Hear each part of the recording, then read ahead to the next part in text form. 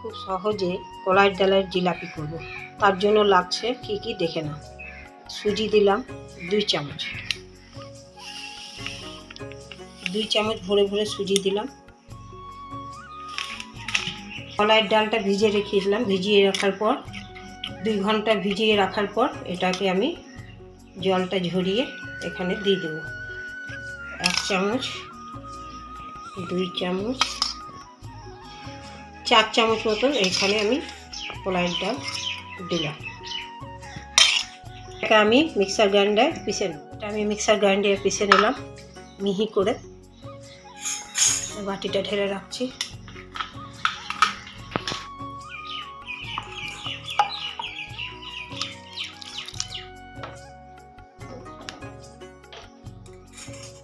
Butter সময় অসুবিধা হলে একটু জল দিয়ে পিষে নিতে হবে এটাকে। আর এটার মধ্যে জল দিয়ে ধুয়ে আমি এটা নিয়ে নিচ্ছি।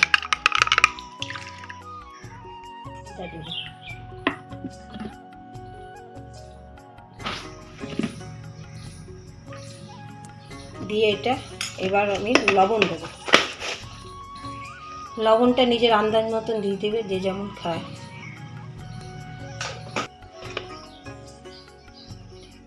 এবার 4 চামচ, এই চামচে 4 চামচে 4 চামচ আমি তেল দিয়ে দেবো, সাদা তেল।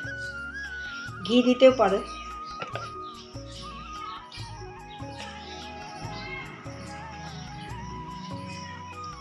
এটাকে এবার ভালো করে আমি ফেটিয়ে নেব।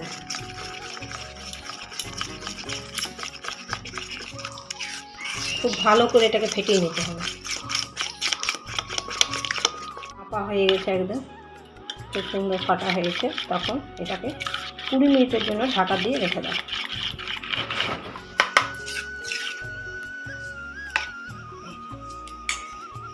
কুড়ি মিনিট পর ফিরে এলাম। এইবার এটার মধ্যে আমি 1/2 চামচ খাবার সোডা দিয়ে দিলাম।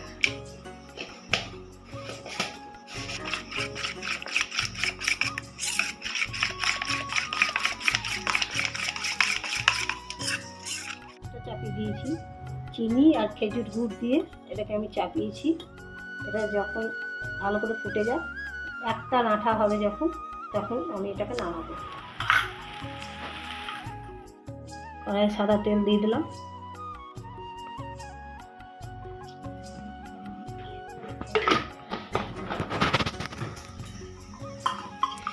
ভালো একটু সেন্টের জন্য আমি ঘি দিয়ে দিলাম। একটু থাকলে বাড়িতে নিয়ে নেবে। আর এইটা একটু গরম করে শিক করে এটাকে ফুটো করে নেবে। এই যেমনভাবে আমি করেছি, এটা গরম শিক করে ফুটো করে এর মধ্যে এটা আমি এবার ভরে দেবো।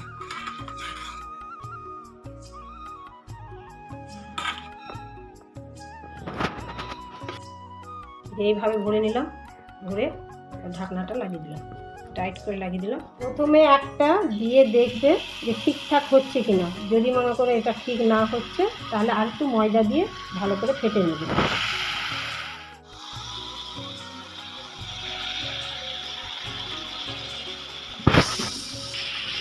যখন দেখবে এবার ভেসে উঠছে, এটা ছেড়ে যাচ্ছে কড়াই থেকে, তখন এটাকে উল্টাবে। তার আগে হাত দেবে। এটা ছেড়ে যাচ্ছে কড়াই থেকে, ভেসে যাচ্ছে, এবার উল্টিয়ে দাও একটা করে।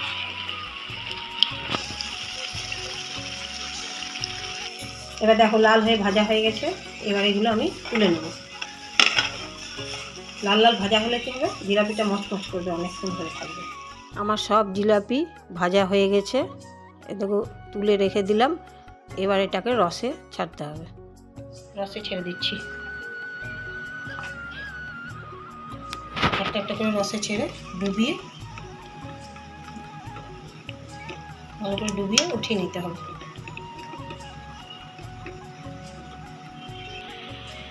এবার রস থেকে তুলে নিতে হবে এগুলো।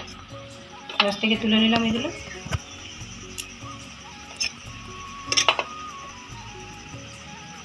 রসটা ঝেড়ে ঝেড়ে এটা তুলে নিলাম।